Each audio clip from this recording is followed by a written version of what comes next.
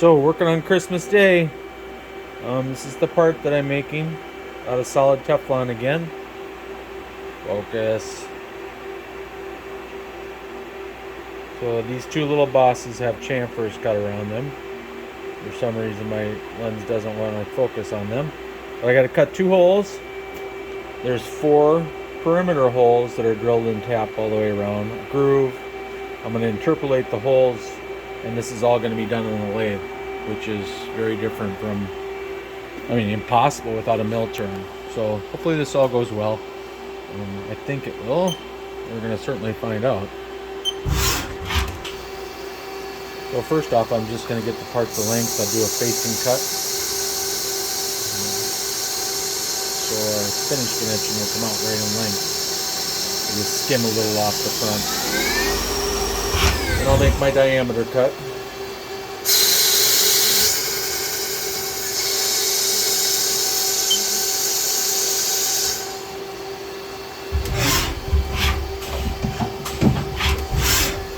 Make my little groove. Now the part that's kind of fun. This is going to be a lot of milling, and because of the gel rim, it goes by gel. For some reason, the mating between my mill software and my turning software sometimes doesn't pick up a turn feature. So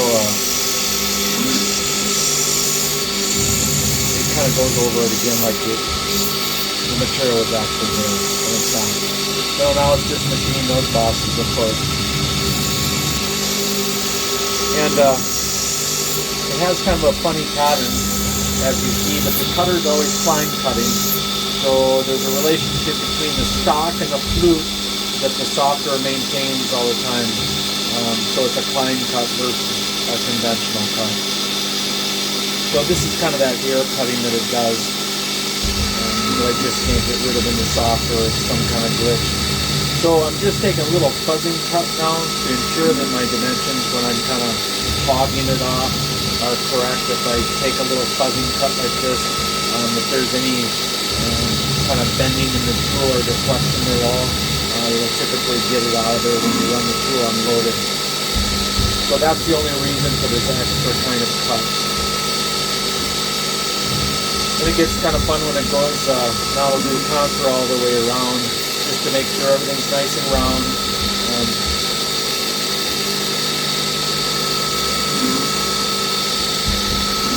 Now it's going to do the interpolation to get into the hole. So you can't just plunge an end mill in.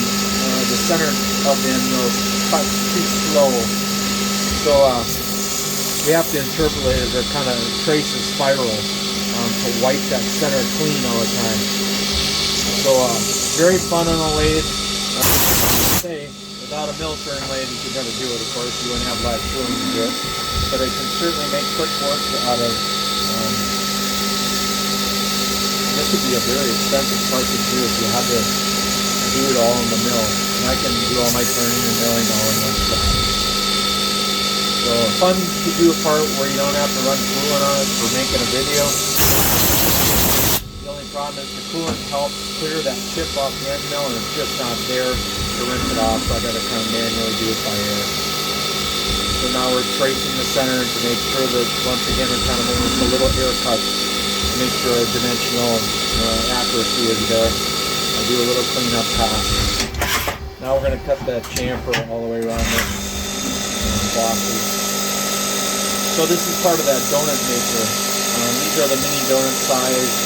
So those plungers that I made the other day will go into these holes, supported by kind of a mechanism that goes down the center of it.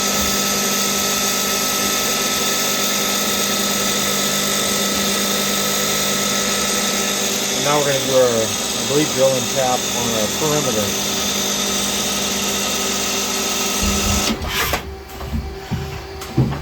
So now we're going to run a cracking drill cycle. So now it's got to kind of unwind itself. So now we're going to do that drilling all the way around. We've got to do it in 4 places. That's what's going to hold this component in the donut maker. there'll be several setups that you can do in the lathe. Now we're going to tap those holes as well. That's where it gets fun with one of these machines.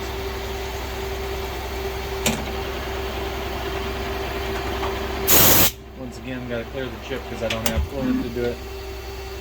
And I'm using a plug style. I should really be using a bottoming style, but it'll still work.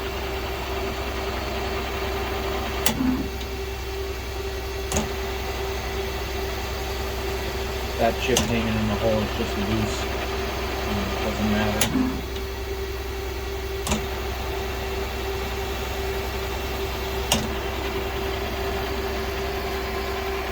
So I'm going to cut it off. It's going to be all over with.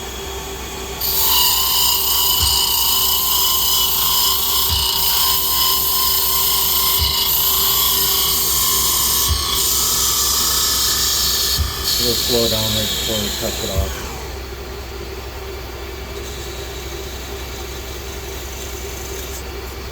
There it is. I just got to deburr it now, and it's which takes about 2 seconds, and that part is made. Off to the next one.